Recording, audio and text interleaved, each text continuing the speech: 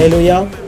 கர்த்தருடைய பரிசுத்தமான நாமம் மகிமைப்படுவதாக. நாம் தேவனுடைய வார்த்தைக்கு நேராய் கடந்து செல்லலாம். கர்த்தர் நல்லவர், அவர் கிருபை என்றும் உள்ளது. கர்த்தர் நல்லவர். இந்த நாளில் நம்ம கர்த்தருடைய வார்த்தையை தியானிக்க போகிறோம். இந்த மாதத்தினுடைய வாக்கு தத்தம் நமக்கு என்ன வாக்கு தத்தம்? இந்த மாதத்தினுடைய வாக்கு தத்தம்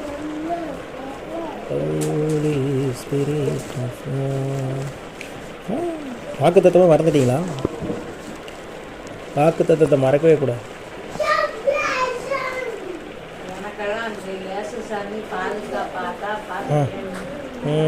சோத்திரம். அல்லேலூயா. ஆமாம், இந்த மாதம் நம்மளுக்கு வாக்குத்தத்த செய்தி ரேணுகாஸ்து கொடுத்தாங்க.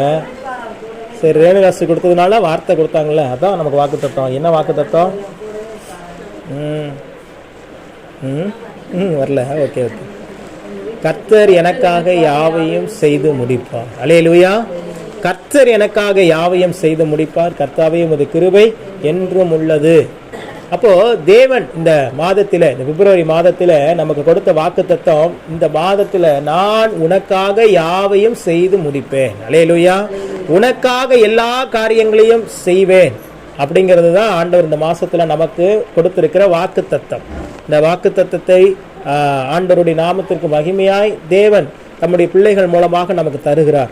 வார்த்தையை அறிவிக்கிறவர் அந்த வார்த்தையை நிறைவேற்றுவார். அல்லேலூயா. ஏன் அறிவிக்கிறாரு?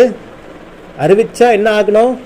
நிறைவேற்றணும். நிறைவேற்றுவதற்காக தான் அறிவிப்பாங்க. இப்போ நம்மளுடைய உலக பிரகாரமான வாழ்க்கையிலே பார்த்தீங்க அப்படின்னா, தமிழ்நாடு அரசு எடுத்துக்கிட்டோம்னா பல திட்டங்களை அறிவிக்கிறாங்க. அறிவிச்சுட்டு அதை என்ன பண்ணுறாங்க? நிறைவேற்றுறாங்க. அறிவித்ததையும் நிறைவேற்றுறாங்க, அறிவிக்காததையும் நிறைவேற்றுறாங்க. அல்லேலூயா. திடீர்னு பார்த்தா நேரத்தை எல்லாத்துக்கும் 5000 ரூபா அக்கௌண்ட்டில் வந்துருச்சு. யாருமே எதிர்பார்க்கல. யாராவது எதிர்பார்த்தீங்களா? 5000 வரல. நான் சொன்னேன்னா இனிமேல் எல்லாம் வரும்ன்ட்டு. ஆமாம். அல்லேலூயா. வரும் அக்கௌண்ட்டில் போய் செக் பண்ணி பாருங்க. எல்லாருக்கும் வந்துருச்சு. இங்கே பாருங்க, காமாட்சி அம்மாவுக்கு வந்துருச்சு. ஓஏபி வாங்கினாலும் கொடுப்பாங்கம்மா, நீங்க விசாரிங்க. நெட் சேனல் அதான் விசாரிக்கணும். நீங்க வரலன்னா விசாரிச்சு சொல்ல வர வைப்பாங்க திருப்பி. ஆமா. ஆஹா, சரி. மகளிர் உரிமை தொகை வாங்குறீங்களா இல்லையா? மகளிர் உரிமை தொகை வாங்குறவங்களுக்கு தான் அது வரும். யாருக்கெல்லாம் மகளிர் உரிமை தொகை, அது நிறைய ஸ்கீம் இருக்குது. அதுல ஒரு ஸ்கீம் மகளிர் உரிமை தொகை. ஒரு நீங்க சொல்றது ஓஏபி முதியோர் உதவி தொகை. ஆமா, அது வாங்குறவங்களுக்கு இது மகளிர் உரிமை தொகை. மாசம் 1000 ரூபாய் வாங்கிட்டு இருந்த எல்லாருக்குமே 5000 ரூபாய் அக்கௌண்ட்ல என்ன பண்ணிட்டாங்க? கிரெடிட் பண்ணிட்டாங்க. ஆமா. அப்போ அறிவித்தால் அதை என்ன பண்ணணும்?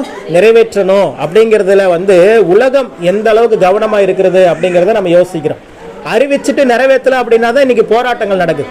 இன்னைக்கு ஒரு பக்கம் இந்த மாதிரி ஆசீர்வாதங்கள், இன்னொரு பக்கம் பல விதமான நிர்வாகிகள், அங்கன்வாடி பணியாளர்கள், பகுதி நேர ஆசிரியர்கள் என்று சொல்லி ஒரு பக்கம் தமிழ்நாடு அரசுக்கு ஆப்போசிட்டா என்ன பண்ணிட்டு இருக்கிறாங்க? போராடிட்டு இருக்கிறாங்க, போராட்டம் பண்ணிட்டு இருக்கிறாங்க. ஏன் போராட்டம் பண்றாங்க அப்படின்னா, அவங்க என்ன சொல்றாங்கன்னா, நீங்க போன வருஷம் கொடுத்த தேர்தல் அறிக்கையில, தேர்தல் வாக்குறுதியில எங்களுக்கான காரியங்களை சொல்லியிருக்கிறீங்க, அதை நிறைவேற்றுங்க அப்படின்னு சொல்லி. அல்லேலூயா. அப்போ ஒரு காரியத்தை அறிவித்தால் அதை நிறைவேற்ற வேண்டும்.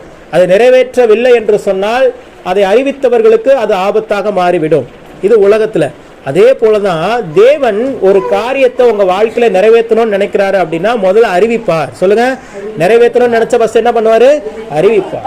நமக்கு புரிய மாட்டேங்குது. நமக்கு எந்த ஜெபம் பண்ணாலும் ஆண்டவர் வாக்குத்தத்தத்தை தந்துடுறாரு. ஆனா வாழ்க்கையில எந்த கிரியைகளும் அதுக்கு ஏத்த மாதிரி இல்லையே.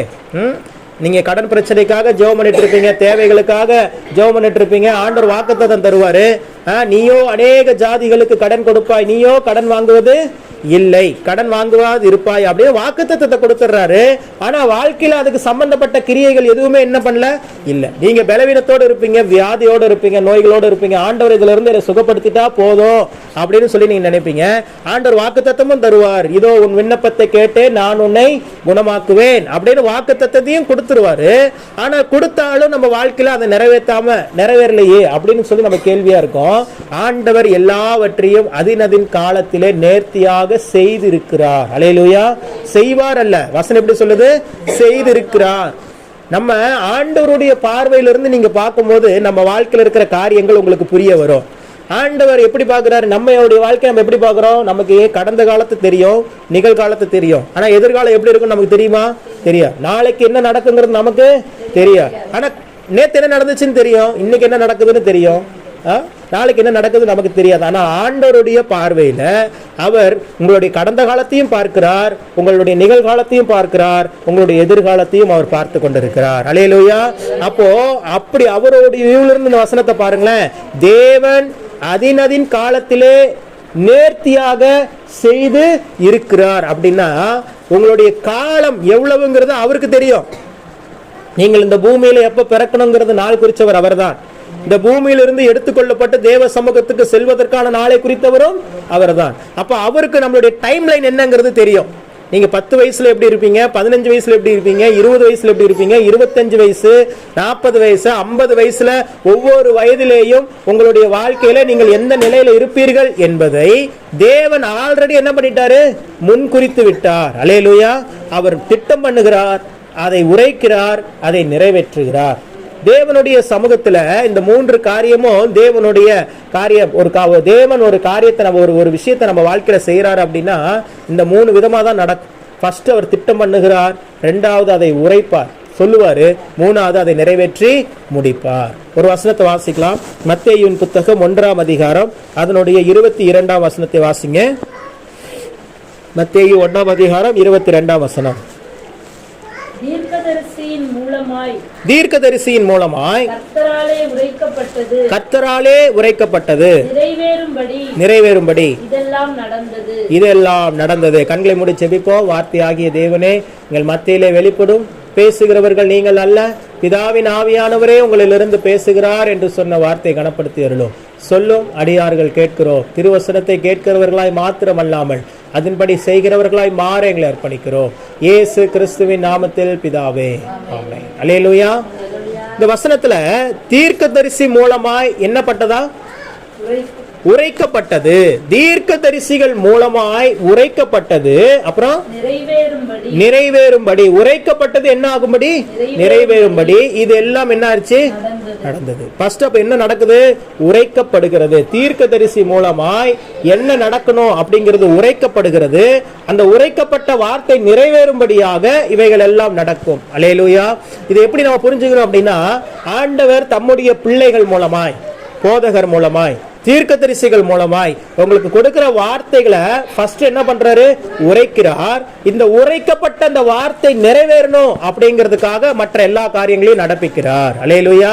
அப்போ இந்த இடத்துல தெளிவாய் சொல்லப்பட்டிருக்கிறது, தீர்க்கதரிசி மூலமாய் உரைக்கப்பட்டது.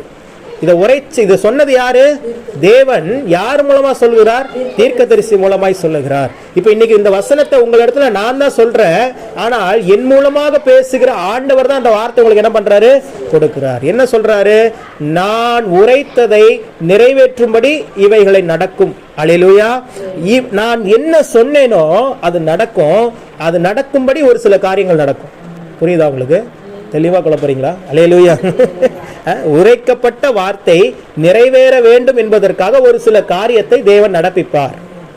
அப்போ தேவன் நமக்கு தந்த வாக்குத்தத்தம் என்னைக்குமே மாறாது, என்னைக்குமே மாறாது. அது ஒரு கொடுத்த வாக்குத்தத்தம் தான். அது வயசை தாண்டினது, அது சூழ்நிலையை தாண்டினது, அது இயற்கைக்கு அப்பாற்பட்டது.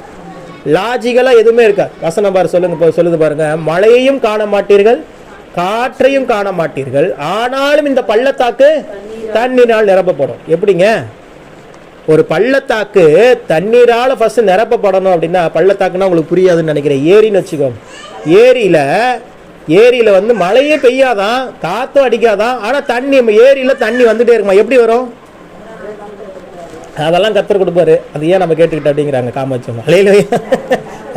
ஆமா, அப்படிதான் ஆண்டவர் கொடுப்பாரு. லாஜிக்கல்லாம் இருக்காது. தேவன் செய்கிற கிரியைகள் என்ன இருக்காது, லாஜிக்கலா இருக்காது. கோடாரியை கொண்டு போயிட்டு வெட்டுறாங்க மரத்தை வெட்டிட்டு இருக்கும் போது கோடாரி போய் தண்ணிக்குள்ள விழுந்துருச்சு. அது ஒரு இரும்பு, அது ஒரு உலோகம், அது போய் தண்ணிக்குள்ள விழுந்துருச்சு. தண்ணிக்குள்ள விழுந்ததை எலிசா ஜெபம் பண்ணோடனே திருப்பி மேல மிதந்துட்டு வருது. அல்லேலூயா. இதுல ஏதாவது லாஜிக் இருக்குதா? லாஜிக்கே இல்லை. எப்படிங்க ஒரு பொருள் அதாவது எடை உயர்ந்த ஒரு பொருள் தண்ணீருக்குள்ள போகும்போது என்ன ஆகும், இதனுடைய டென்சிட்டி அதிகமா இருக்கிறதுனால தண்ணீர் இருக்கிற டென்சிட்டி அடர்த்தியை காட்டிலும் இந்த பொருட்களில் இருக்கிற அந்த அடர்த்தி அதிகமா இருக்கிறதுனால என்ன ஆயிருது, முழுகிறது. அதே தண்ணீர்ல ஒரு பந்த போட்டீங்கன்னா என்ன ஆயிரும், மிதக்கும். ஏன் மிதக்குது? ஏன்னா அதனுடைய டென்சிட்டி என்னது, வெயிட் இல்ல, என்னது டென்சிட்டி. இவ்வளவு பெரிய கடல் எவ்வளவு வெயிட் இருக்குது, ஐயா தண்ணிக்குள்ள மிதக்குது. அது ஏன் தண்ணிக்குள்ள போகல? அதில் உருவாக்கும் போது அதனுடைய டென்சிட்டி ஒன்று இருக்குது, அடர்த்தி அப்படின்னு சொல்லுவோம். அந்த அடர்த்தி வந்து பார்த்தீங்கன்னா கம்மியாக இருக்கணும். தண்ணியை விட கம்மியாக இருந்துச்சுன்னா அது என்ன ஆகும், மேலே மிதக்கும். தண்ணியை விட அதிகமாக இருந்துச்சுன்னா உள்ளே போயிடும். இப்போ உள்ளே போட்ட கோடாரி என்னது, தண்ணீரை விட டென்சிட்டி அதிகமானது தான். அப்போ நேற்று ஒரு வீடியோவில் பார்க்குறேன், ஒரு ஷார்ட்ஸ் வீடியோவில் பார்க்குறேன், ஒரு இவ்வளோ பெரிய ஒரு ஜக் வச்சுருக்காங்க. அதாவது ஜக்னா ஒரு பெரிய கண்ணாடி பாத்திரம், ஒரு கண்ணாடி கப் மாதிரி பெருசாக இருக்குது. ஆனால் அதுக்குள்ளே வந்து பார்த்திங்கன்னா ஒரு முழுசாக ஒரு ஆரஞ்சு பழத்தை உரிச்சு என்ன பண்ணியிருக்கிறாங்க, உள்ளே போட்டிருக்கிறாங்க. அதை முழுசாக தண்ணி ஊற்றிட்டாங்க. இப்போ பசங்களுக்கு போட்டி வைக்கிறாங்க, ஸ்கூலில் நடக்குது. என்ன பண்ணுறாங்கன்னா, நீங்கள் கை விட்டு அந்த ஆரஞ்சு பழத்தை வெளியே எடுக்கணும், ஆனால் தண்ணி வெளியே போகக்கூடாது அப்படிங்கிறாங்க. ஆனால் தண்ணி ஃபுல்லாக இருக்குது. அப்போ என்ன பண்ணுறாங்க, பசங்க வந்து உள்ள கை விடுறாங்க. கை விட்டோடனே தண்ணியில் என்ன பண்ணுது, வெளியே போகுது. எல்லாம் தோட்டு போகிறாங்க. அப்போ அந்த டீச்சர் வராங்க. அந்த டீச்சர் வந்து என்ன பண்ணுறாங்க அப்படின்னா, அது அப்படியே தான் இருக்குது. இவங்க என்ன பண்ணுறாங்க, இந்த ஒரு விரலை வச்சு அந்த தண்ணியை இப்படி சொல்லி விடுறாங்க மேலேருந்து. அப்படியே மெதுவாக சொல்லி விட என்ன ஆகுது, அந்த சுழற்சி வேகத்தில் அங்கே கீழே இருக்கிற அந்த இது மேலே வந்துருச்சு. அல்லேலூயா. நான் சும்மா இருக்குன்னா அதை பார்த்துட்டு உடனே பைபிளில் சொல்லப்பட்ட கோடாரி மிதந்தது இப்படி தான் அப்படின்னு போட்டு விட்டேன் கீழே கமெண்ட்ல. அல்லேலூயா. அப்போ பாருங்க, ஆண்டவர் எல்லாவற்றையும் நமக்கு தெளிவுபடுத்துகிறார். எல்லாவற்றையும் ஒரு காரியத்தை ஆண்டவர் வச்சிருக்கிறார். ஒரு டென்சிட்டி அதிகமாகவே இருந்தாலும் அது மிதக்கத்தக்கதான வாய்ப்பே இல்லைனா கூட அதுக்கு ஒரு விதிமுறையை தேவன் வைத்திருக்கிறார், ஒரு சுழற்சி வேகம். அப்போ நான் நினைச்சேன், அப்போ எலிசா வந்து ஜெபிக்கும் போது அது சாதாரணமாக மிதக்கல. அந்த இடத்துல என்ன உண்டா இருக்குது, ஒரு சுழல் காற்று உண்டா இருக்குது. அந்த சுழல் காற்று உண்டான வேகத்தில் அடியில் இருந்த அந்த டென்சிட்டி அதிகமான அப்படியே டபக்குன்னு மேலே வந்துருச்சு. மேலே வந்தோடனே என்ன பண்ணிட்டான், போய் எடுத்துக்கோனாங்க, எடுத்துக்கிட்டாங்க. அல்லேலூயா. அப்போ தேவன் உங்களுக்காக செய்யாததை செய்வார், நடக்காததை நடக்க பண்ணுவார். ஏனென்றால் அவர் உங்கள் தேவன். அல்லேலூயா. அவர் உங்களுக்காக எல்லாவற்றையும் செய்து முடிப்பார். சிலுவையில் அவர் வந்து அவருடைய ரத்தத்தை சிந்தினதே யாருக்காக தான், உங்களுக்காக தான், நமக்காக தான். நம்மளுடைய பாவங்கள் மன்னிக்கப்பட வேண்டும், நம்மளுடைய வியாதிகள் நீங்க வேண்டும், நாம் சாபத்துக்கு நீங்கி பரிசுத்தமாக்கப்பட்டு பரலோக ராஜ்யத்திற்கு நேராக செல்ல வேண்டும். நரகத்துக்கு நேராக போய் கொண்டிருக்கிற நம்மளுடைய வாழ்க்கைய பரிசுத்த பாதையில பரலோகத்துக்கு நேராக, சொர்க்கத்துக்கு நேராக அழைத்து செல்லணுங்கிறதுக்காக தான் அவர் இந்த பூமியில மனித அவதாரம் எடுத்து வந்தார். நம்மை போலவே 33 வயசு வரைக்கும் வாழ்ந்தார். வாழ்ந்து நமக்காக ஜீவனை கொடுத்துட்டு 3ஆம் நாளில உயிரோடு கூட எழுந்தார். இன்றைக்கும் ஆவியானவராய் நம் மத்தியிலே உலாவிக் கொண்டிருக்கிறார். அல்லேலூயா. அதனால தேவனுடைய பிள்ளைகள் ஒரு காரியத்தை மட்டும் மறந்துடவே கூடாது. அவர் எந்த சூழ்நிலையிலும் நீங்க எதிர்பார்க்கறது, அவர்கிட்ட கேட்கறது வார்த்தையை மட்டும்தான் இருக்கணும். அந்த வார்த்தையை மட்டும் வாங்கிட்டீங்க அப்படின்னா அது எத்தனை வருஷம் ஆனாலும் அது மாறவே மாறாது. அல்லேலூயா. இஸ்ரேலில் இருக்கிற ஒரு நபி ரபி அவங்க என்ன சொன்னாங்க அப்படின்னா, ஆண்டவர் அவர் சொன்ன கருத்து, ஆண்டவர் உங்களுக்கு ஒரு வாக்கு தத்தத்தை கொடுத்துட்டு அதை நிறைவேற்றறதுக்குள்ள இந்த பூமியை அழிஞ்சிட்டா கூட திரும்பவும் ஒரு பூமியை உருவாக்கி அதில் உங்களை கொண்டு போய் வச்சு அந்த வார்த்தையை நிறைவேற்றிடுவாராம். அல்லேலூயா. அவ்வளோ வைராக்கிய பாராட்டுவாராம். அவர் ஒரு வார்த்தையை சொல்லிட்டாருன்னா அதை என்ன பண்ணிடுவாரு, நிறைவேற்றுவார். வாசிங்க ஏசாயாவின் புத்தகம் 46ஆம் அதிகாரம் 11ஆம் வசனத்தை வாசிங்க. ஏசாயா 46:11. ஒரு பட்சியை கிழக்கிலிருந்தும் என் ஆலோசனையை நிறைவேற்றும் மனுஷனை தூர தேசத்திலிருந்தும் வரவழைக்கிறவராய் இருக்கிறேன். அதை சொன்னேன், அதை நிறைவேற்றுவேன், அதை திட்டம் பண்ணினேன், அதை செய்து முடிப்பேன். அல்லேலூயா. ஆண்டவர் எப்படி சொல்றா பாருங்க, இது ஆண்டவரே சொல்லுகிற வார்த்தை. அதை சொன்னேன், அதை நிறைவேற்றுவேன், அதை திட்டம் பண்ணினேன், அதை நிறைவேற்றி முடிப்பேன், செய்து முடிப்பேன். நிறைவேற்றி அது திட்டம் பண்ணிட்டாருன்னா அது என்ன பண்ணிடுவாரு, செஞ்சு முடிச்சிருவாரு. நம்மளுடைய வேலை என்ன, அந்த நேரம் வரைக்கும், அந்த காலம் வரைக்கும் விசுவாசத்தோடு காத்திருக்க வேண்டும். அல்லேலூயா. விசுவாசத்தோடு காத்திருக்க வேண்டும். வசனம் சொல்லுகிறது, புதிய ஏற்பாட்டில் ஆபிரகாம் வாக்குத்தத்தம் பண்ணப்பட்டதை எப்படி சுதந்திரித்துக் கொண்டான் தெரியுமா? அவன் வாக்குத்தத்தம் பண்ணினதை பொறுமையோடு காத்திருந்து பெற்றுக்கொண்டான். அல்லேலூயா. அப்போ ஆண்டவர் அவனுக்கு வாக்குத்தத்தம் கொடுக்கும் போது 75 வயசு. எத்தனை வயசு? 75 வயசுல ஆண்டவர் வாக்குத்தத்தம் தருகிறார், நான் ஒரு குழந்தையை தருவேன் அப்படிங்கிறாரு. 75 வயசு, அதுவே ரொம்ப லாங் தான். அதுக்கப்புறம் பார்த்தீங்கன்னா அந்த வாக்குத்தத்தம் நிறைவேறுகிறது 100வது வயதுல. சாராளுக்கு 90 வயது, இவருக்கு 100வது வயது. அப்போ இது வயதுக்கு அப்பாற்பட்ட ஒரு காரியம். வாக்குத்தத்தம் வயதுக்கு சம்பந்தமே இல்ல. நான் உன்னை பெரிய ஜாதி ஆக்குவேன் அப்படின்னு சொல்லி ஒரு 15 வயசு பையனுக்கும் தேவன் வாக்குத்தத்தம் தருவாரு. ஒரு 60 வயசு ஐயாவுக்கும் என்ன பண்ணுவார்? வாக்குத்தத்தத்தை தருவார். அப்போ யாருக்கு இது நிறைவேறும் அப்படின்னா எல்லாருக்குமே நிறைவேறும். யாரெல்லாம் வாக்குத்தத்தத்தை பெற்றுக்கொண்டார்களோ அவர்களை தேவன் என்ன பண்ணுவாரு? நிறைவேற்றுவார். இதுக்கு ஒரு முக்கியமான ஒரு எக்ஸாம்பிள் நான் சொல்றேன்.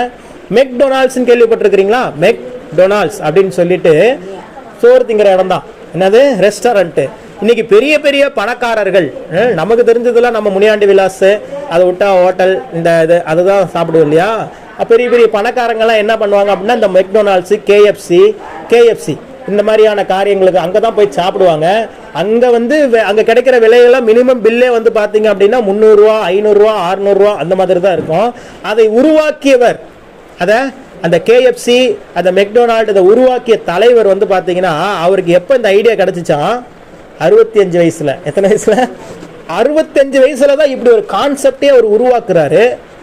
உருவாக்கி அதை அங்கே முதல்ல ஒரு சின்ன இடத்துல ஆரம்பிக்கிறாரு.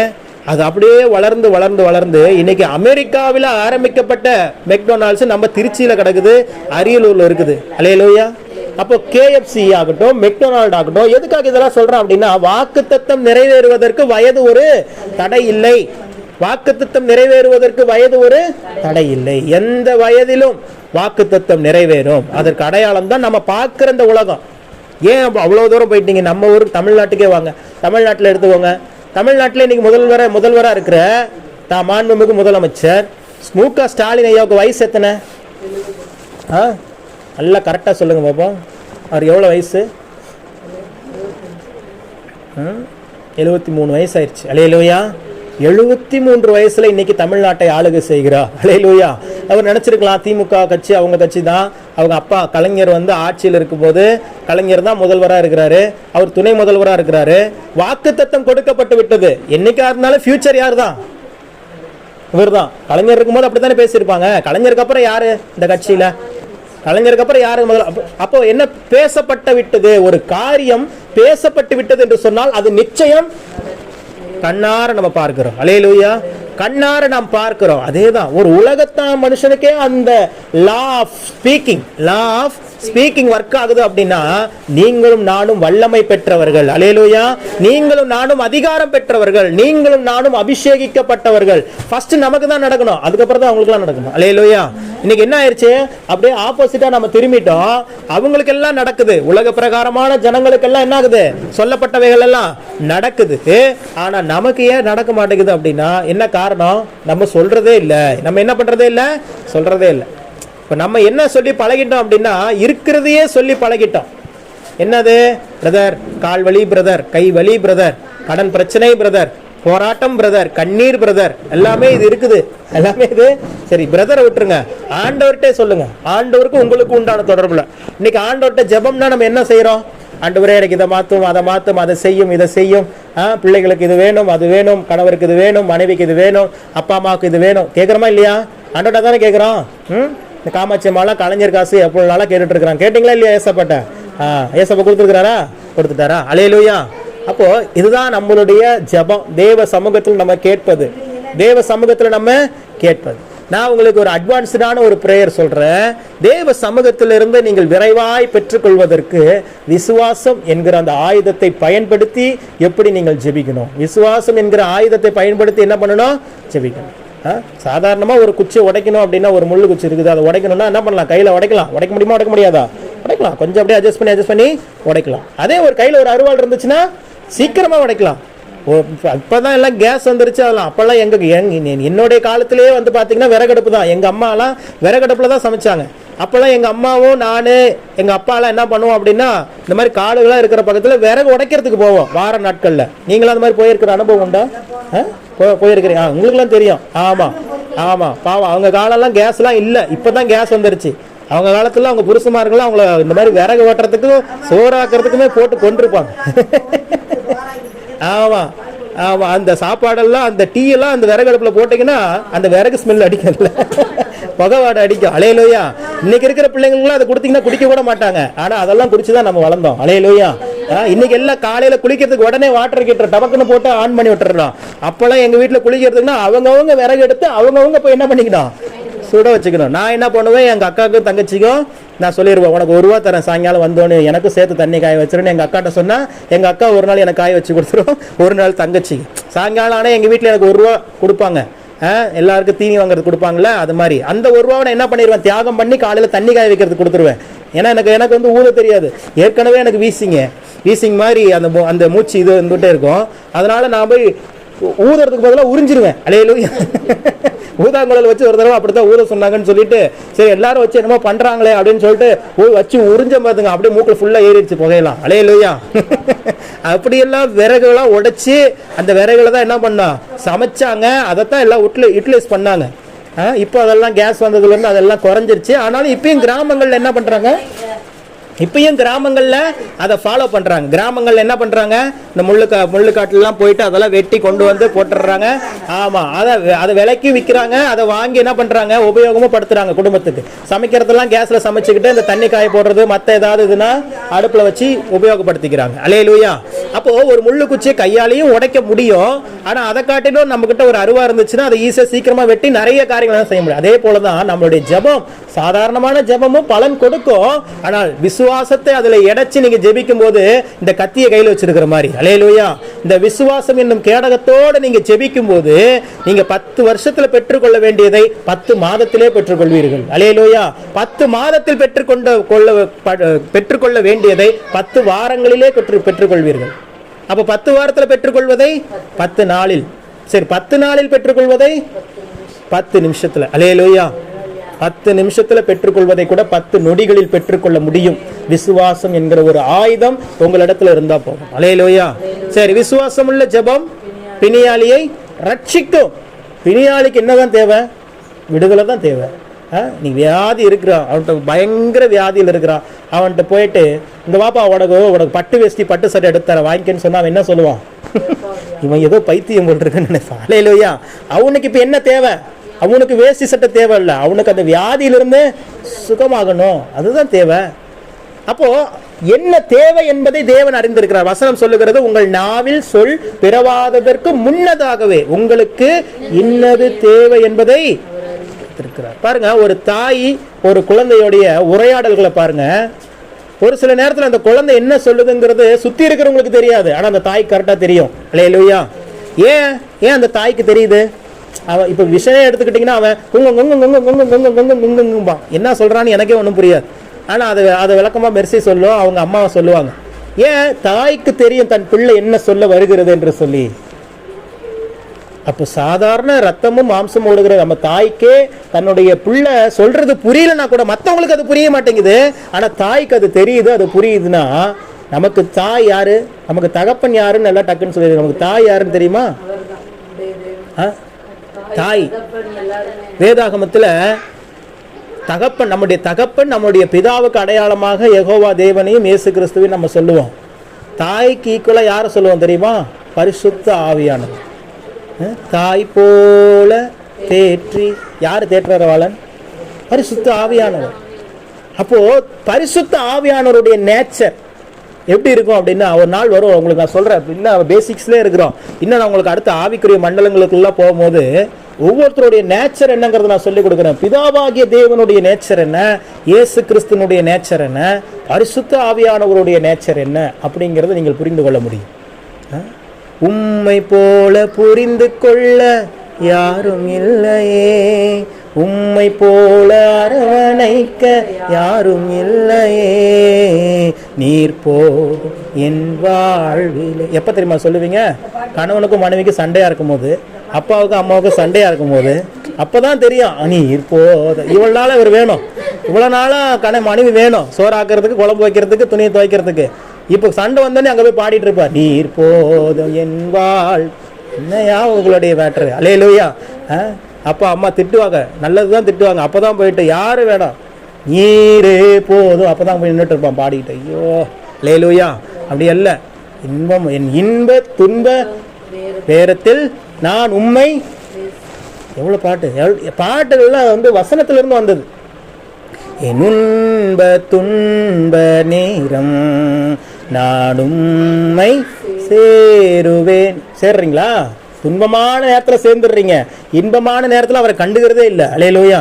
5000 ரூபா வர்றதுக்கு முன்னாடி கூட்டம் நிரம்பி இருந்துச்சு. 5000 ரூபா வந்தோடனே கால்வாசி கூட்டம் தான் இருக்குது. நேரம் இல்லை, எல்லாம் வாங்கினதெல்லாம் போய் செலவு பண்ணுல. அல்லேலூயா. சிவன் ராத்திரி. ஓ சரி சரி சரி, சிவராத்திரி நைட்ல தானே? அதனால ரைட் சரி, ஓகே, போயிட்டு வரட்டும், நல்லது. அல்லேலூயா. கவனிங்க, அப்போ எல்லா நேரத்திலும் நம் கர்த்தரையே சேர வேண்டும். பாடல்களை வெறும் பாடலா மாத்திரம் அல்ல, அதை உணர்ந்து நீங்க பாடும்போது தான் அதுல இருந்து ஜீவன் புறப்படுகிறதை உங்களால பார்க்க முடியும். அல்லேலூயா. அப்போ இன்பம் துன்பம் எல்லா நேரத்திலும் நான் உம்மை சேருவேன், அந்த அர்ப்பணிப்போடு நீங்க பாடும்போது ஆண்டவர் அதை செய்வார். விசுவாசம் உள்ள ஜெபம் என்ன பண்ணும் அப்படின்னா, அந்த விசுவாசம் உள்ள ஜெபம் என்னங்கிறது நான் சொல்றேன். இப்ப நீங்க கேட்டதெல்லாம் தப்புன்னு நான் சொல்லல, நீங்க ஆண்டவர்கிட்ட கேட்கணும். கேட்டால் கேட்கிறவன் எவனும் பெற்றுக்கொள்கிறான். நான் சொல்றது எல்லாமே வசனம் தான். கேளுங்கள், உங்கள் சந்தோஷம் நிறைவாயிருக்கும்படி பெற்றுக்கொள்வீர்கள். நம்மளை கேட்கணும்னு சொல்லி தந்ததே அவர் தான். அன்றென்றுள்ள அப்பத்தை எங்களுக்கு தாரும் என்று நமக்காக ஜெபித்தார். ஜீவ அப்பமா இருக்கிறவரே அப்பத்துக்காக ஜெபிச்சார் பாருங்க. எதுக்காக? உங்களுக்காகவும் எனக்காகவும், நம்மளை கற்றுக் கொடுப்பதற்காக அவர் செய்தார். அப்போ தேவ சமூகத்தில் நாம் கேட்க வேண்டும். கேட்டால்தான் பெற்றுக்கொள்ள முடியும், அதுல இருந்து மாற்றமும் இல்லை. ஆனால் கேட்கிற காரியத்திலே ஒரு மாற்றம் இருக்க வேண்டும். ஒரு அட்வான்ஸ்டு லெவல் பிரேயரை தான் நம்ம பண்ணணும். அல்லேலூயா. அப்போ தேவ சமூகத்துல பிரைமரி லெவல் பிரேயருக்கும் அட்வான்ஸ்டு லெவல் பிரேயருக்கும் இருக்கிற ஒரே ஒரு வித்தியாசம் என்ன அப்படின்னா, ரொம்ப சிம்பிளா சொல்றேன், ரொம்ப சிம்பிளா சொல்றேன். எனக்கு தாங்கன்னு கேட்டீங்கன்னா அது பிரைமரி பிரேயரு. எனக்கு தந்ததற்காக உமக்கு ஸ்தோத்திரம்னு சொல்லிட்டீங்கன்னா அது அட்வான்ஸ்டு பிரேயர். அல்லேலூயா. இப்போ இதுக்கு என்ன மாற்றம்? இது உங்களுடைய சூழல்லையும் அப்படியே ஆண்டவருக்கு தெரிவிக்கிறீங்க, தப்பு இல்லை. இது எல்கேஜி யூகேஜியில் கண்டிப்பாக நம்ம பண்ணி தான் ஆகணும். A for apple, B for ball தான். அது எல்கேஜி யூகேஜியில் தான். 12வது வரும்போதும் ஏ ஃபார் ஏஐ அப்படின்னு போயிடணும். அல்லேலூயா.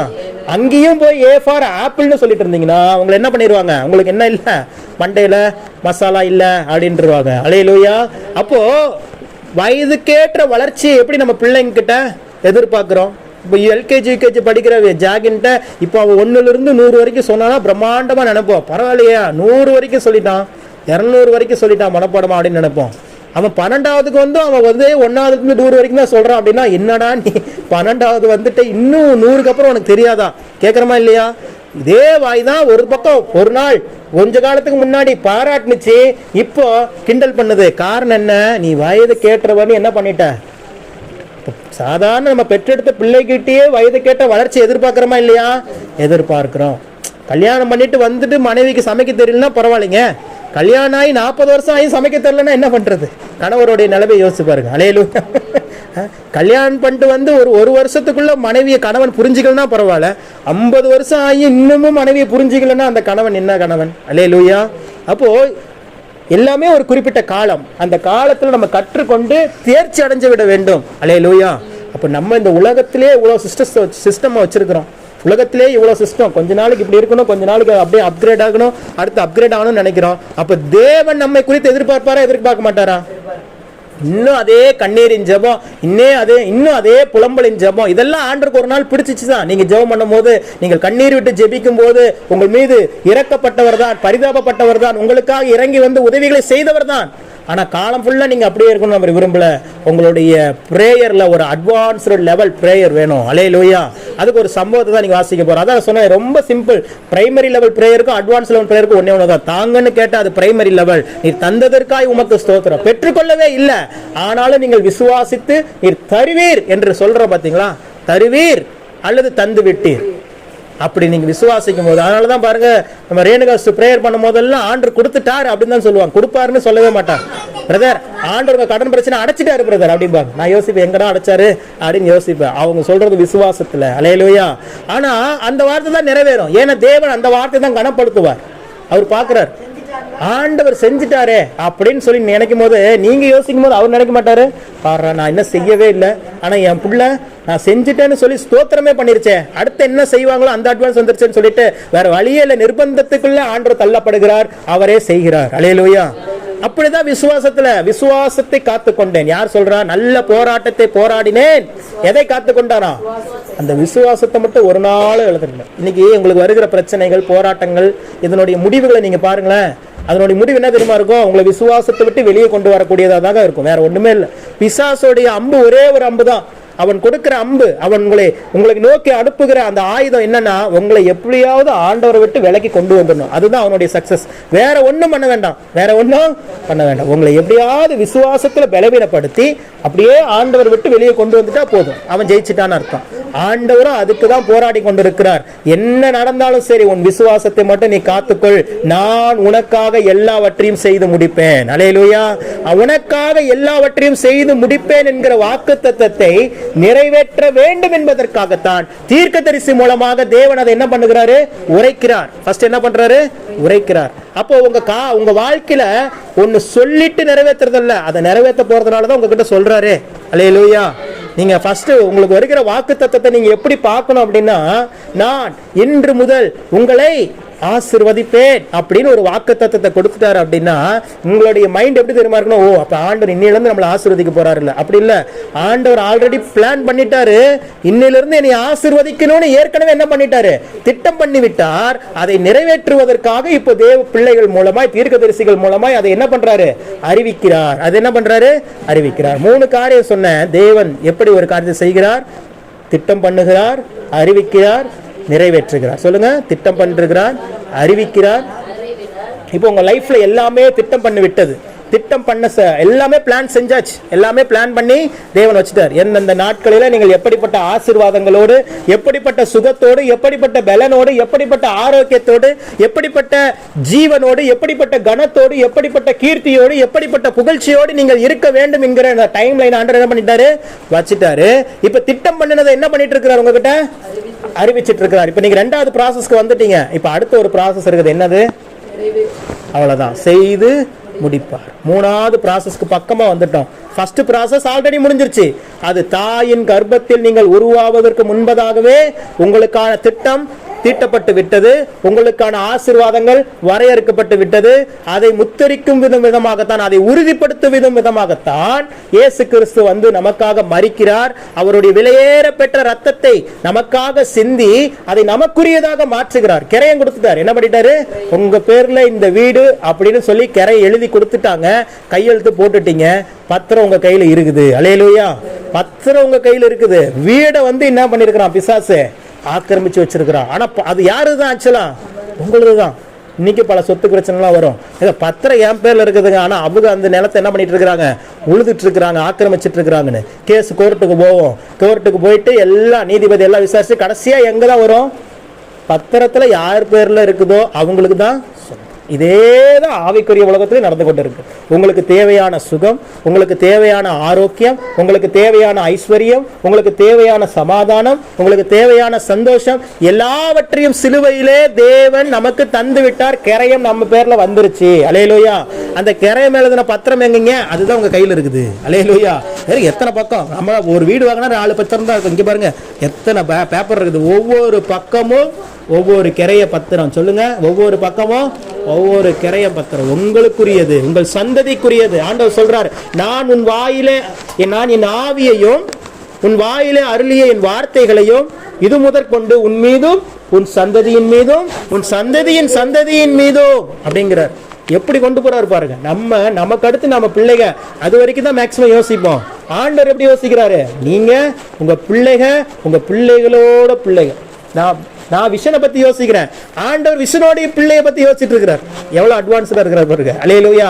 ஏனென்றால் அவர் சதா காலங்களிலும் ராஜரீகம் பண்ணுகிறவர், சதா காலங்களிலும் ராஜரீகம் பண்ணுகிற தேவன். அப்போ விசுவாசத்தோடு கூட உங்களுடைய ஜெபம் இருக்கும்போது, நான் சொன்னது போல 10 நாளில் பெற்றுக்கொள்வதை 10 நிமிடத்தில் நீங்கள் பெற்றுக்கொள்ள முடியும். 12 வருஷம் பெரும்பாடு உள்ள ஸ்திரீ அதைத்தான் செய்தார். என்ன பண்ணா? அவள் வஸ்திரத்தை தொட்டேனாகில் சுகமாவேன் என்று சொல்லி, என்ன பண்ணுவேன் என்று சொல்லி, அவ என்ன சுகமாகல, இன்னும் பாடுகள் நிக்கல, பிரச்சனைகள் இல்ல. ஆனா அவளுக்குள்ள ஒரு கான்பிடன்ட் வருது, ஒரு ஃபெய்த் வருது. என்ன ஃபெய்த் வருது? அவளே சொல்லுகிறாள் வாயிலிருந்து, உங்கள் விசுவாசம் முதல்ல வார்த்தையாக பிறக்கணும், அப்பதான் அது வாழ்க்கையா பிறக்கும். விசுவாசம் என்னவா பிறக்கணும்? வார்த்தையாக பிறந்தால்தான் வாழ்க்கையில அது பிரதிபலிக்கும். அல்லேலூயா. அப்போ அவள் விசுவாசம் உள்ள வந்துருச்சு. உள்ள வந்த விசுவாசத்தை இப்ப வார்த்தையா சொல்றா. என்ன சொல்றா? அவர் வஸ்திரத்தின் ஓரத்தை ஆகிலும் நான் தொட்டேனானால் சுகமாவேன் என்று சொல்லி அவரை பின்தொடர்ந்து செல்கிறாள். அப்ப ஃபர்ஸ்ட் என்ன பண்ணிட்டா? விசுவாசம் உள்ள வந்துச்சு. விசுவாசம் வார்த்தையா வெளியே வந்துருச்சுன்னா வாழ்க்கையில அது பிரதிபலிச்சே ஆக வேண்டும். அல்லேலூயா. இன்னைக்கு நிறைய பேருக்கு இருக்க பிரச்சனை என்னன்னா, விசுவாசம் உள்ள இருக்கும். இங்க எல்லாரும் இயேசு விசுவாசிக்கிறீங்களான்னு கேட்டா விசுவாசிக்கிறோம் அப்படின்னு சொல்லுவோம். ஆனா உங்க வார்த்தையில அது வராது. அது வராததுனாலதான் வாழ்க்கையில இன்னும் வரல. வார்த்தையில வந்தா வாழ்க்கையில வந்துடும். பக்கத்துல பார்த்து சொல்லுங்க, வார்த்தையில வந்தா வாழ்க்கையில வந்துடும். அல்லேலூயா. இது பாருங்க, ஆப்போசிட்ல இது நடந்துட்டே இருக்கும். அவன் நல்லா இருப்பானா அப்படின்னு கேட்டுருவோம், அவன் நல்லாவே இருக்க மாட்டான் பாருங்க கடைசி வரைக்கும். நீ இன்னும் இப்படி பேசிட்டல, உனக்கு என்ன நடக்குது பாரு அப்படின்ட்டுருவோம். அவன் அதே மாதிரியே கீழே தெரிஞ்சுட்டே போவான். காரணம் என்னன்னா, நீங்கள் பேசுகிற அந்த வார்த்தைக்கு தேவன் அவளை என்ன பண்ணிருக்கிறார்? அவ்வளோ வல்லமையை வைத்து விட்டார், அவ்வளோ அதிகாரத்தை வைத்து விட்டார். அந்த வார்த்தை நீங்க உங்களால் அனுப்பப்பட்ட அந்த வார்த்தை அதனுடைய வேலையை செய்து கொண்டு இருக்கிறது. இன்னிலிருந்து ஒரு முடிவு பண்ணிக்கோங்க, இனி அவிசுவாசமான வார்த்தை என்ன பண்ணக்கூடாது? பேசக்கூடாது. நடக்கிறத பேசாதீங்க, நடக்க போறத பேசுங்க. அல்லேலூயா. நடக்கிறது நீங்க சொல்லலனாலும் ஆண்டவருக்கு தெரியும். நீங்க எவ்வளவு கண்ணீர் வடிக்கிறீங்க, உங்க வலி என்ன, உங்க வேதனை என்ன, உங்க பிரச்சனை என்ன, உங்க போராட்டம் என்ன, உங்க கடன் பிரச்சனை என்ன, உங்களுடைய நெருக்கங்கள் என்ன, இதெல்லாம் உங்களுக்கு தெரிஞ்சிருக்கும் போது உங்களை உண்டாக்கின கர்த்தருக்கு அது தெரியுமா தெரியாதா? தெரியும். அப்ப அது ஜெபம் அல்ல, அது பிரைமரி லெவல் ஃபெய்த் உள்ள ஜெபம். நீங்க அட்வான்ஸ்டு லெவல் ஃபெய்த் ஜெபத்துக்கு எப்போ வர முடியும் அப்படின்னா, இவைகள் எல்லாம் இருக்குது ஆண்டவரே, இவைகளிலிருந்து எங்களை விடுவிக்க போகிறீர், அதற்காய் ஸ்தோத்திரம். அல்லேலூயா. இது நிரந்தரம் அல்ல, இந்த பிரச்சனைகள் நிரந்தரம் அல்ல, அவர் கொடுத்த வாக்குத்தத்தம் தான் நிரந்தரம். அல்லேலூயா. ஆபிரகாம் சாராளுக்கு குழந்தை இல்லாத தம்பதி, மலடான தம்பதிகள்ங்கிற பேர் நிரந்தரம் அல்ல, அவர் கொடுத்த வாக்குத்தத்தம், நான் உன்னை பெரிய ஜாதி ஆக்குவேன், அந்த வார்த்தை தான் நிறைவேறுச்சு. இப்ப எது நிறைவேறுச்சு? அந்த ஷார்ட் டேர்ம்ல அவங்களுக்கு பேர் இருந்தா அது நிறைவேறல. ஜாதி ஆபிரகாம் அப்படிங்கிறதுக்கு அர்த்தமே என்னது? ஜாதிகளின் தகப்பன், the father of all nations. சாராள் அப்படிங்கிறதுக்கு பேர் என்னது? ஜாதிகளுக்கு தாய். அவ்வளவுதான். ஆண்டவர் ஒரு பேர் வைக்கிறாருனாவே அதுக்கு அர்த்தம் இருக்கும். இன்னைக்கு உங்க பிள்ளைகளுக்கெல்லாம் பேர் வச்சிருக்கிறீங்களா? ஏதாவது அர்த்தம் தெரியுமா? நம்ம பிள்ளைகள், நான் அதனாலதான் என்னை யாரும் கேள்வி கேட்டக்கூடாது, நான் அர்த்தத்தோட பேர் வச்சுட்டேன். அல்லேலூயா. அர்த்தத்தோட பேர் வைக்கணும். ஆலனுக்கு என்னம்மா பேரு? அர்த்தம் God's love. God's love, Alan. Correct. ஆமா. ஜீசனுக்கு ஜீசஸோடைய சன்னா. அப்படிதான் நானும் சொல்லி சமாளிப்பேன். அல்லேலூயா. அதான் உண்மையா? Okay, done. அல்லேலூயா. ஜீசஸோடைய சன். ஜீசஸே வந்து ஃபாதருடைய சன்னு, தேவகுமாரன். இவர் தேவகுமாரனுடைய குமாரன். அல்லேலூயா. ஆமா, அர்த்தம் இருக்கணும். நம்ம பேர்ல ஒரு அர்த்தம் இருக்கு. எங்க அக்கா பேர் மாரியம்மா. எங்க அக்கா பேர் என்னது? மாரியம்மா. மாரியம்மா. மாறினா என்னது? மழை. மழையின் தாய். அந்த மழை இல்லாம விவசாயம் பண்ண முடியுமா? என் பேர் சதா சிவம் அப்படின்னு வச்சாங்க. எனக்கு எப்பொழுதும் அமைதி. சிவம் என்றால் அமைதி, சதா என்றால் எப்பொழுதும். அதுக்கப்புறம் 2 பேர் வச்சாங்க, அது எனக்கு அர்த்தம் தெரியல. என் தங்கச்சி பேர் கலாவதி, எனக்கு அர்த்தம் தெரியாது. பிரியங்காவுக்கும் அர்த்தம் தெரியாது. பிரியங்கான்னு பேர் ஏன் வச்சீங்கன்னா, அப்போ வந்து காங்கிரஸ்ல வந்து பிரியங்கா காந்தின்னு ஒருத்தவங்க இருக்கிறாங்க, இப்பயும் இருக்கிறாங்க.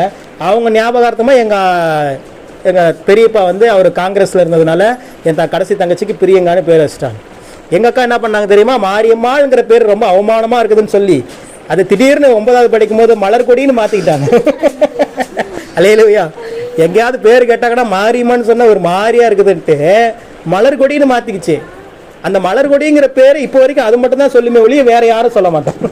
சரி, அப்புறம் பார்த்துச்சு இது ரொம்ப ஓவரா இருக்குதுன்னு சொல்லிட்டு கொஞ்சம் இறங்கி வந்து பேரை மாத்திக்கலாம்னு சொல்லி செல்வின்னு மாத்திக்கிச்சு. அல்லேலூயா. அது எங்க அப்பா அம்மா பேரே வைக்கல. ஆனா இப்போ வரைக்கும் வெளியில எல்லாம் என்ன கேட்பாங்க, பேர் கேட்டாங்கன்னா உன் பேர் என்னமா? செல்வி. செல்வி. சங்கூதுற வயசுல உனக்கு சங்கீதா வாங்குற மாதிரி.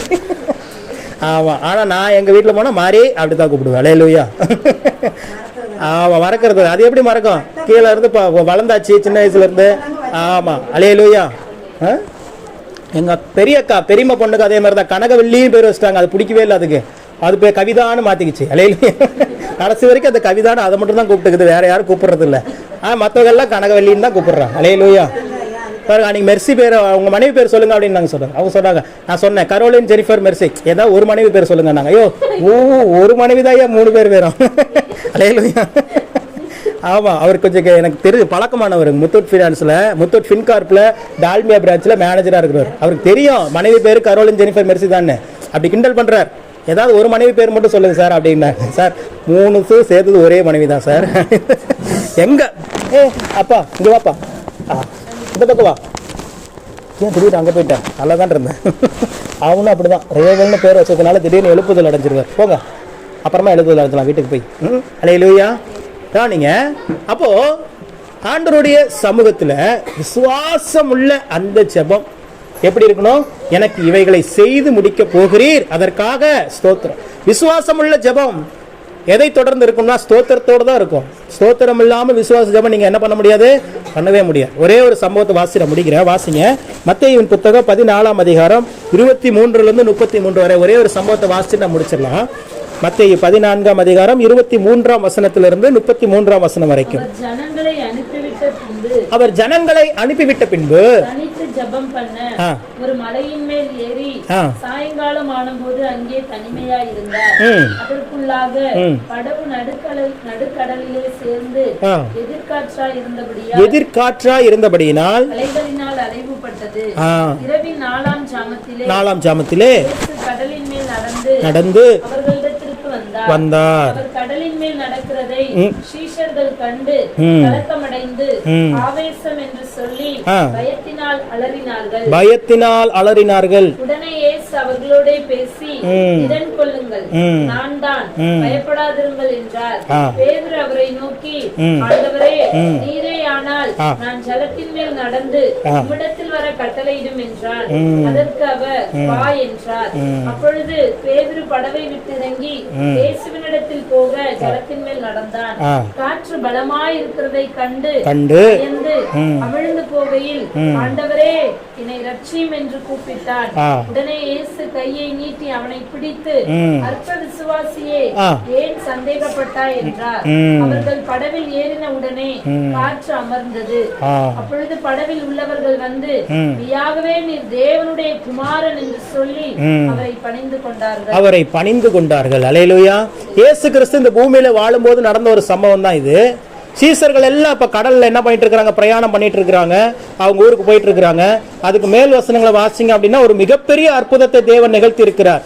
5 அப்பங்கள் 2 மீன்களை கொண்டு 5000 பேருக்கும் மேற்பட்ட ஜனங்களை போஷித்து இருக்கிறார். போஷித்து விட்டு மிகப்பெரிய ஒரு அற்புதத்தை பார்த்து விட்டு தான் என்ன பண்றாங்க? சீசர்கள் தங்கள் பயணத்தை தொடங்குறாங்க. அப்படியே கடல்ல வந்துட்டு இருக்கிறாங்க. இயேசு அவர்களோடு வரல. இயேசு என்ன பண்ணிட்டாரு? ஜெபம் பண்றதுக்காக ஒரு மலையில் மேல ஏறி போயிட்டாரு. ஜெபம் பண்ணிட்டு நான் காலையில வரேன், நீங்க எல்லாம் இரவுல போய் ஊர் சேருங்கன்னு சொல்லிட்டு கடல்ல அனுப்பிச்சிட்டாரு.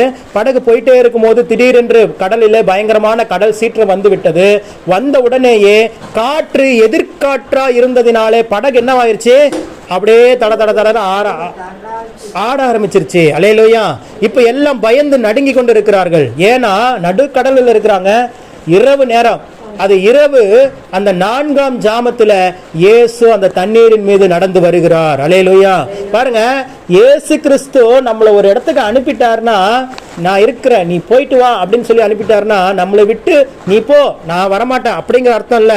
நீங்கள் தனியாய் நின்று உங்கள் பிரச்சனைகளை எப்படி ஃபோக்கஸ் பண்றீங்க, அந்த பிரச்சனைகளை எப்படி பார்க்கிறீங்க, எப்படி ஜெயிக்கிறீங்க, எப்படி ஹேண்டில் பண்றீங்க அப்படிங்கிறதுக்காக தேவன் என்ன பண்ணுவார்? ஒரு சில நேரத்துல அப்படியே தனிமையின் பாதையில நம்மளை போக சொல்லுவார். அப்படிதான் ஒரு சூழல். ஆனா அதுக்கு முன்னாடி நடந்த சம்பவம் மிகப்பெரிய ஒரு சம்பவம். கண்ணார பார்க்கிறார்கள். 5 அப்பம் தான் இருக்குது, 2 மீன் தான் இருக்குது. ஆனால் அதை வைத்து 5000 பேருக்கும் மேற்பட்டவர்களை இயேசு கிறிஸ்து என்ன பண்றாரு? போஷிக்கிறார். இதை பார்த்து, இவ்வளவு பெரிய அற்புதத்தை பார்த்தும் அவங்க என்ன பண்றாங்க? கடல்ல வந்தோனையும், கடல்ல அந்த அலைகள் எதிர்காற்றா இருந்த உடனேயே கப்பல் கொஞ்சம் ஆடினோனையும் பயப்பட ஆரம்பிச்சிட்டாங்க, கலங்க ஆரம்பிச்சிட்டாங்க. அல்லேலூயா. பயப்பட ஆரம்பிச்சிட்டாங்க. அவங்க சொல்றாங்க, அது வாசனை எதிர்காற்றா இருந்தபடியினால்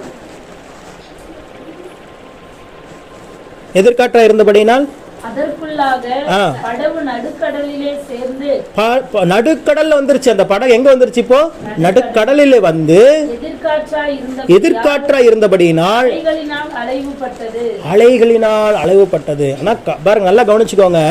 படகு வந்து அப்படியே தடுமாறுது, ஆனா முழுகல. அல்லேலூயா. ஆண்டவர் உங்க ஒரு சில சூழ்நிலையில உங்க வாழ்க்கையில படகு அப்படியே ஆடுற மாதிரியான சூழ்நிலை வேணா வரும், ஆனா மூழ்க விடவே மாட்டாரு. அல்லேலூயா. அப்போ தனிமையா இருக்கிற நேரத்துல, தனிமையான நேரத்துல தேவன் நம்மளை விட்டு விலகிட்டாரோ, நமக்கு இன்னும் அற்புதம் நடக்கலையே, அதிசயம் நடக்கலையே, தேவன் நம்மளை விட்டு கைவிட்டுட்டாரோ அப்படி மட்டும் நினைக்காதீங்க. அந்த பிரச்சனையை நீங்களே ஹேண்டில் பண்ணணும்னு தேவன் நினைக்கிறார். ஆக்சுவலா ஏன் ஆண்டவர் அப்படி அனுப்புனாரு அப்படின்னா, ஏற்கனவே இப்படி ஒரு சம்பவம் இயேசு கிறிஸ்து அவங்க கூடவே இருக்கும் போது நடந்தது. காற்றையும் கடலையும் இயேசு கிறிஸ்து என்ன பண்றாரு? இறையாதே அமைதலாயிரு. ஒரு தடவை பார்த்தாச்சா? இப்ப பார்த்துட்டா இவங்க என்ன பண்றாங்க? ஒரு தடவை என்னை பார்த்துருக்குறாங்க. இப்ப இவங்களே இவங்களுக்குள்ள இருக்கிற விசுவாசத்தை ஆக்டிவேட் பண்ணி அந்த கடல்ல அலைகள் வரும்போது இவர்களே பேசியிருந்தால் அந்த கடலும் காற்றும் என்ன இருக்கும்? அமர்ந்து அமைதியா இருந்திருக்கும். ஏன்னா அவர்கள் யாருடைய நாமத்தை பயன்படுத்துறாங்க? இயேசு என்கிற அந்த நாமத்தை பயன்படுத்துகிறார்கள். இயேசு என்கிற அந்த நாமம் சாதாரணமான பெயர் அல்ல. வானத்தில் உள்ளோரும் பூமியில் உள்ளோரும் முழங்காலோடு முடங்குகிற ஒரு நாமம். வானத்திலும் பூமியிலும் முழங்கால்கள் யாவும் முடங்குகிற ஒரு பெயரை உடையவர் இயேசு. அல்லேலூயா. சொல்லுங்க, இயேசு. அந்த இயேசுங்கிற அந்த பெயரை சொல்லி ஜெபிக்கும் போது போகாத பிணிகளும் போகும், தீராத வியாதிகளும் தீரும், எல்லா வியாதிகள், பிரச்சனைகள், போராட்டங்களும் நீங்கும். அப்படின்னா இயேசுங்கிற அந்த பெயரை உச்சரிக்கணும். அல்லேலூயா. அப்போ ஆண்டவர் அதை தான் எதிர்பார்த்து சீசர்களை அனுப்புறாரு. சரி, காற்று அந்த இடத்துல தனியா அனுப்புறமே, நடுக்கடலில் கடல் அந்த அந்த கப்பலே கவிற மாதிரி தண்ணீரோ காற்று அடிச்சா பிள்ளைகள் என்ன பண்ணுவாங்க? அப்படி ஆண்டவர் யோசிச்சிருப்பாரு. அப்படி வந்தாலும் என் பிள்ளைகள் விசுவாசத்தை கொண்டு ஜெயிப்பார்கள் என்று சொல்லிதான் தேவன் அனுப்புனாரு. ஆனா இவங்க என்ன பண்ணிட்டாங்க? வழக்கம் போல பயந்துட்டாங்க. வழக்கம் போல என்ன பண்ணிட்டாங்க? பயந்துட்டாங்க, கலங்கிட்டாங்க. இவர்கள் பயந்த உடனேயே, கலங்கின உடனேயே ஆண்டவர் தண்ணீரில் நடந்து வர ஆரம்பித்து விட்டார். அல்லேலூயா. ஆண்டவர், நீங்கள் பயந்துட்டீங்க, நீங்க கலங்கிட்டீங்க அப்படின்னா, நீ பயந்துட்ட, நீ கலங்கிட்ட, நீ உனக்கு கொடுத்த டாஸ்க்ல நீ தோல்வி அடைஞ்சிட்டன்னு சொல்லி நம்மளை கைவிட்டு விட்டு போகிற தேவன் அல்ல, உங்களை தேடி வருகிற தேவன். அல்லேலூயா. அந்த பயத்திலிருந்து, அந்த கலக்கத்திலிருந்து, அந்த பிரச்சனையிலிருந்து உங்களை விடுவிக்கும்படியாக அவரே தண்ணீரில் நடந்து வருகிறார். அல்லேலூயா. அப்ப பாக்குறேங்க, தள்ளில் நடந்து வர்றார். திடீர்னு பார்த்தா கடல்ல பெரிய சீற்றம், கடல் சீற்றம், காற்று அடிக்குது, அப்படியே படகு தள்ளாடுது. தூரத்துல ஒருவர் நடந்து வந்துக்கிறத பாக்குறாங்க. இவங்க பார்த்தோன்னே இவங்களுக்கு இயேசுவானே தெரியல. இவனுங்க ஏதோ ஆவின்னு நினைச்சுக்கிட்டு கத்துறானுங்க.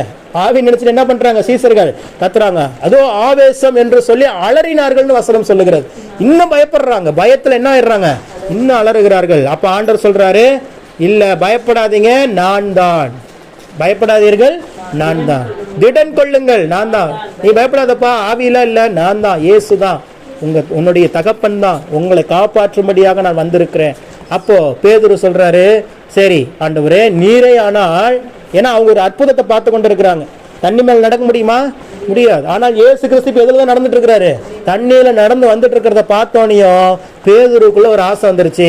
ஆண்டவரே நீரே ஆனால் நானும், இப்ப நீங்க எப்படி நடந்துட்டு இருக்கிறீங்க அதே மாதிரி தண்ணீர்ல நடந்து உங்ககிட்ட வர்றதுக்கு எனக்கு என்ன பண்ணுங்க? கட்டளை இடும் அப்படிங்கிறான். உடனே ஆண்டவர் சொல்றாரு, பரவாயில்ல, நல்ல ஃபெய்த்தில் இருக்கிறான், வா அப்படின்னு சொல்றாரு. உடனே அவன் படகுல இருந்து கால் எடுத்து கடலுக்குள்ள வைக்கிறான். ஆச்சரியம் பாருங்க, அவனும் நடக்க ஆரம்பித்து விட்டான். அல்லேலூயா. ஆண்டவர் ஒரு வார்த்தையை கொடுத்துட்டாருன்னா அந்த வார்த்தையை பிடித்து கொண்டு நீங்கள் நடத்தீங்கன்னா அது சூப்பர் நேச்சுரலா தான் இருக்கும். அது இயற்கைக்கு அப்பாற்பட்ட விதத்துல தான் இருக்கும். அல்லேலூயா. இப்ப நீங்களும் நானும் வாழ்ந்து கொண்டு இருக்கிறது இயற்கைக்கு அப்பாற்பட்ட ஒரு விசுவாச வாழ்க்கையில் தான் வாழ்ந்து கொண்டு இருக்கிறோம். ஆனால் அப்பையும் காற்றும் கடலும் பொங்கி வரும். ஆனால் நம்மளுடைய பார்வை நம்மை அழைத்தவரை நோக்கி மாத்திரம் இருக்க வேண்டும். இந்த இடத்துல பேதுரு என்ன பண்ணிட்டாரு? இப்போ ஆண்டவர் வான்னு சொன்னாரு, இவரும் தண்ணியில எரிஞ்சு நடக்க ஆரம்பிச்சிட்டாரு. பயங்கர அற்புதம், பயங்கர அதிசயம். சீசர்கள் எல்லாம் பார்த்து மிரண்டு போய் உட்கார்ந்து இருக்கிறாங்க. என்னடா அது, அவர் தான் தேவகுமாரன், தண்ணியில நடந்து வராரு. ஓகே, இப்ப சாதாரணமா நம்ம கூட இருந்த பேதுரு என்ன பண்ணிட்டு இருக்கிறாரு? கடல் மேல நடந்து போயிட்டு இருக்கிறாருன்னு ஆச்சரியத்தோடு ஒரு அற்புதமான காட்சியாக அதை பார்த்து கொண்டு இருக்கிறாங்க. சத்துருப்பு என்ன பண்றான்? அவனுடைய போக்கஸை திருப்பணுங்கிறதுக்காக திரும்பவும் காற்றும் கடலும் ஒரு பெரிய அலை அப்படியே எழும்பி வர்றத, இவன் இவ்வளவு நேரம் இயேசுவை பார்த்து நடந்து கொண்டிருந்தவன் ஒரு பெரிய அலை எழுந்து வந்த உடனேயே இப்படி திரும்பிட்டான். என்ன பண்ணிட்டான்? ஐயோ அப்படின்னு நினைச்சேன். நீயே அற்புதத்தில் தான் நடந்துட்டு இருக்கிற. அலே, உனக்கு கீழே என்னதான் இருக்குது? இப்ப தண்ணி தான் இருக்குது. அதே தண்ணியின் மேலதான் என்ன பண்ணிட்டு இருக்கிற? நடந்துட்டு இருக்கிற. ஆனா இப்ப அதே உன் காலுக்கு கீழே இருக்கிற தண்ணி கொஞ்சம் மேல வந்தோன்னு நீ என்ன பண்ணிட்ட?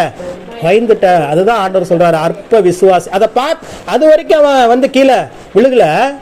அதை பார்த்த உடனேயே அதை கண்டு, வசனம் சொல்லுகிறது, அதை கண்டான், பயந்தான், அமிழ்ந்து போக. கண்டான், அதை பார்த்தான், பயந்தான், அமிழ்ந்து போனான். சொல்லுங்க, பார்த்தான், பயந்தான். இப்ப அப்படியே ஆப்போசிட் சொல்லுங்க, பார்க்க மாட்டேன், பயப்பட மாட்டேன், அமிழ்ந்து போக மாட்டேன். அவ்வளவுதாங்க விசுவாசம். அல்லேலூயா. அவன் அற்புதத்தின் மேல நடந்து கொண்டிருக்கிறான். இயேசு வா என்று சொன்ன அந்த வார்த்தையை நம்பி இறங்கினான் தண்ணிக்குள்ள. இப்ப என்ன ஆயிடுச்சு, இன்னொரு தண்ணி, அதே தண்ணி அலையா மாறி வந்தோனையும் பயந்துட்டான். பயந்தோனையும் பார்த்தான், பயந்தான், அமிழ்ந்து போனான். அமிழ்ந்து போனோனையும் யாரதான் கூப்பிடுறான், ஆண்டவரே. நல்லா ஒரு கவனிங்க. இப்ப பாருங்க, அவனுடைய விசுவாசம் இங்க ஆக்டிவேட் ஆகுது. எப்படி ஆக்டிவேட் ஆகுதுன்னா, ஆண்டவரே என்னை ரட்சியம்னு சொல்றவன் யாரு, பேதுரு. பேதுரு யாரு, மீனவன். ஒரு மீனவருக்கு நீச்சல் தெரியுமா, தெரிஞ்சிருக்காது? தெரிஞ்சிருக்கும் தானே. ஒரு மீனவர்னா கண்டிப்பா அவங்க என்ன தெரிஞ்சிருக்கும், நீச்சல் தெரிஞ்சிருக்கும். இப்ப என்ன பண்ணிட்டான், தண்ணியில தான் அமிழ்ந்து போகிறான். அவனால நீச்சல் அடிச்சு திருப்பி படகுக்கு நேரா போயிருக்க முடியுமா, முடியாதா? முடியும். ஆனால் அவன் இந்த நேரத்துல தான் ஆண்டவருடைய உதவியை தேடுகிறான், நாடுகிறான். அல்லேலூயா. அவனுக்கு தெரியும், நீச்சல் தெரியும். அவன் நினைச்சிருந்தா அவன் ஃபெயில் ஆயிட்டான் விசுவாசத்துல. சரி, நம்ம ஃபெயில் ஆயிட்டோன்னு சொல்லி பின்னாடி திரும்பி நீச்சல் அடிச்சுக்கிட்டு அந்த பக்கத்துல தான் கப்பல் இருக்குது, அப்படியே அந்த கப்பல்ல வந்த கப்பல்ல ஏறிடலான்னு ஏறி இருக்கலாம். ஆனாலும் இப்பொழுது அவனுடைய பார்வை, அவன் அமிழ்ந்து போன உடனே திரும்ப அவனுடைய பார்வை யாருக்கு நேரா போயிருச்சு, ஆண்டவரை நோக்கி பார்க்க ஆரம்பித்து விட்டான். அங்க ஆண்டவரை பார்த்து சொல்லுகிறான், ஆண்டவரே என்னை ரட்சியும், ரட்சியும் என்று சொன்ன உடனேயே தேவன் வந்து அவன் கையை பிடிச்சி சொல்றார், அற்ப விசுவாசியே, ஏன் சந்தேகப்பட்டாய், ஏன் சந்தேகப்பட்டாய் அப்படின்னு சொல்லி சொல்றாரு. அப்புறம் அவனை தூக்கி விடுகிறார். அல்லேலூயா. அப்ப இதுல இருந்து நீங்களும் நான் என்ன கற்றுக்கொள்ளணும் அப்படின்னா, இப்போ நீங்க வாழ்ந்து கொண்டிருக்கிற வாழ்க்கையே ஒரு அற்புதத்தின் வாழ்க்கை தான். அல்லேலூயா. நீங்க நினைச்சிருக்க மாதிரி இல்ல, பிசாசு என்னைக்கோ உங்களை இல்லாமல் ஆக்கியிருப்பான். எத்தனை திட்டங்கள், எத்தனை ஆயுதங்கள், எத்தனை பிரச்சனைகளை இங்க கடந்து வந்திருக்கிறீங்க. அல்லேலூயா. ஏதோ ஒரு பிரச்சனையில உங்களை முழுவடிச்சிருந்திருக்கலாம். ஆனால் அது எல்லாவற்றையும் தாண்டி இப்பொழுது தண்ணீரின் மேலதான் உங்க ஆண்டவர் உங்களை நடக்க வைத்துக் கொண்டிருக்கிறார். நீங்கள் நடந்து கொண்டிருக்கிறதே ஒரு அற்புதத்தின் மேலேயும் அதிசயத்தின் மேலேயும் தான். அல்லேலூயா. இப்ப என்ன ஆயிருச்சு, இயேசு கிறிஸ்து அழைத்தார். அவருடைய வார்த்தையை நம்பி நம்மளும் அற்புதத்தை நடந்து கொண்டிருக்கிறோம். எந்த பிரச்சனையினால் நடந்து கொண்டிருக்கிறோமோ அந்த பிரச்சனையே கொஞ்சம் பெருசா வரும்போது அதை பார்க்கிறோம். அதை பார்க்கறதுனால என்ன ஆயிடுறோம், பார்க்கிறோம், பயப்படுகிறோம், அமிழ்ந்து போகிறோம். இன்னைக்கு ஆண்டவர் சொல்லுகிறார், பார்க்காதே, பயப்படாதே, அமிழ்ந்து போகாதே. அல்லேலூயா. சொல்லுங்க பக்கத்துல பார்த்து, பார்க்காதே, பயப்படாதே, அமிழ்ந்து போக. அவ்வளவுதாங்க இன்னைக்கு சத்தியம். அதுதாங்க விசுவாசம். ஆண்டவர் இடத்துல விசுவாசம் உள்ளவர்களா நீங்க இருக்கிறது என்ன தெரியுமா, எந்த சூழ்நிலை வந்தாலும் அவர் சொன்ன வார்த்தையை மாத்திரம் நம்பி அவரை பார்த்து போயிட்டே இருந்தீங்கன்னா நீங்க தண்ணியிலே நடந்து போய்க்கலாம். நீங்க சுத்தி வரும் அலை வரட்டும், அலை வந்தா பார்த்து சொல்ல, நீ என் காலுக்கு கீழே தான் இருக்கிற. அல்லேலூயா. அதான் நான் சொன்ன பாத்தீங்களா, ஆண்டவர் உங்களை தனிமையில விடுறாருன்னா அந்த படகு ஆடுறதுக்கு வேணா அனுமதி தருவாரு. ஆனா அந்த படகு உங்களை மூழ்கடிப்பதற்கு அனுமதியே இல்லை. அல்லேலூயா. யோபுவையும் அவன் சுத்தி இருக்கிற எல்லாத்தையும் வேலை அடைத்தவர் கர்த்தர். அதெல்லாம் எடுத்துக்கோ, ஆனால் அவன் ஜீவனை மட்டும் கையை வைக்காதேன்னு ஆண்டு சாத்தானுக்கு சொல்றாரு. ஏன் தெரியுமா, அந்த ஜீவன் ஒண்ணு போதும், அவனை திரும்பியும் அதை விட பல மடங்கு ஆசீர்வாதமா என்னை கொண்டு வர முடியும். அல்லேலூயா. அதனாலதான் சொல்றேன், இன்னைக்கு அற்புதத்தின் மேல நடந்து கொண்டு இருக்கிறீங்க. பக்கத்துல பார்த்து சொல்லுங்க, நீங்க அற்புதத்தின் மேலதான் நடந்துட்டு இருக்கீங்க. அவரை மட்டும் பாருங்க, இயேசுவை மாத்திரம் பாருங்க, இந்த வார்த்தையை மாத்திரம் பாருங்கள். எதை பத்தியும் கவலைப்படாம நீங்க மட்டும் அந்த வார்த்தையை நம்பி போங்க, நீங்கள் மூழ்க மாட்டீர்கள். பிசாசு எப்படிப்பட்ட அலையை உங்க கண்ணில் காமிச்சாலும் சரி, உங்களுக்கு அது பெருசாவே தெரியாது. ஏனென்றால் உலகத்தில் இருக்கிறவனிலும் உங்களில் இருக்கிறவர், அல்லேலூயா, உங்களில் இருக்கிறவர், சொல்லுங்க, உலகத்தில் இருக்கிறவனிலும் என்னில் இருக்கிறவர் பெரியவர், பெரியவர் பெரிய காரியங்களை செய்வார். இந்த வருஷ வாக்குத்தத்தமே அதுதானே. இஸ்ரவேலின் பரிசுத்தர் ஆகிய கர்த்தர் உன் நடுவில் பெரியவராயிருக்கிறார், பெரிய நன்மைகளை காண்பீர்கள். இந்த மாதத்திலே கர்த்தர் உங்களுக்கு சொன்ன எல்லாவற்றையும் செய்து முடிப்பார். அல்லேலூயா, அல்லேலூயா. கண்களை மூடி நாம் செபிப்போம். பரிசுத்தமுள்ள தகப்பனே, உமது வார்த்தைகளுக்காக நன்றி. ஆண்டவரே, இன்றைக்கு நாங்கள் ஒரு குறுகிய நேரத்தில் உமது ஆழமான சத்தியத்தை நாங்கள் தியானித்தோம். எங்கள் ஜெபங்கள் விசுவாசம் உள்ள ஜெபங்களாய் மாற்றப்பட வேண்டும் என்று சொல்லி நீர் இன்று எங்களோடு பேசினீர். பேதுருவினுடைய வாழ்க்கையில் நடந்த சம்பவத்தை எங்களுக்கு சாட்சியாக அறிவித்தீர். ஆண்டவரே, அவன் உமது வார்த்தையை கேட்டு தண்ணீரில் நடந்தான், அற்புதத்தில் நடந்தான். இன்றைக்கு நாங்களும் கூட உங்களுடைய வார்த்தையை கேட்டு அற்புதத்தில் நடக்க ஆரம்பிச்சிட்டோம். ஆனாலும் சுற்றி இருக்கிற சத்துரு கொண்டு வருகிற அந்த கடல் அலையை போல காண்பிக்கும் போது நாங்கள் சோர்ந்து போகிறோம், அதை பார்த்து பயந்து அமிழ்ந்து போகிறோம். கர்த்தாவே, இனி அப்படிப்பட்ட சூழல் எங்களுக்கு இருக்கக்கூடாது. எங்கள் கால்களுக்கு கீழே இருக்கிற அந்த தண்ணீர் தான் அந்த சீற்றம் என்பதை நாங்கள் அறிந்து கொண்டு கர்த்தர் எங்களுக்காக எல்லாவற்றையும் செய்து முடிப்பார் என்கிற விசுவாசத்தோடு தொடர்ந்து எங்களுடைய விசுவாச பயணத்தை நாங்கள் செய்வதற்கு எங்களுக்கு உதவி செய்யுங்க. இங்க வந்திருக்கிற ஒவ்வொருவருடைய வாழ்க்கையிலும் இயேசு கிறிஸ்துவின் விசுவாசத்தின் வல்லமை இறங்கி வருவதாக. தண்ணீரின் மேல் நடக்கிற எது பிரச்சனையாய் பார்த்தார்களோ, எந்த தண்ணீரை பிரச்சனையாய் பார்த்தார்களோ அதன் மீது நடக்கிற அனுபவங்கள் உமது பிள்ளைகளுக்கு உண்டாவதாக. இயேசுவின் நாமத்தில் இவர்கள் பார்க்கிற பிரச்சனைகள், வியாதிகள், கடன் தொல்லைகள் அனைத்தும் இவர்களுடைய கால்களின் கீழாய் போவதாக என்று சொல்லி நான் செபிக்கிறேன். அவைகளின் மீது ஒரு ஆளுகையை உமது பிள்ளைகளான எங்களுக்கு நீர் கட்டளையிட்டதற்காக நன்றி. வார்த்தையின்படியே ஆக கடவது. இயேசு கிறிஸ்துவின் நாமத்தில் பிதாவே, ஆமென். அல்லேலூயா.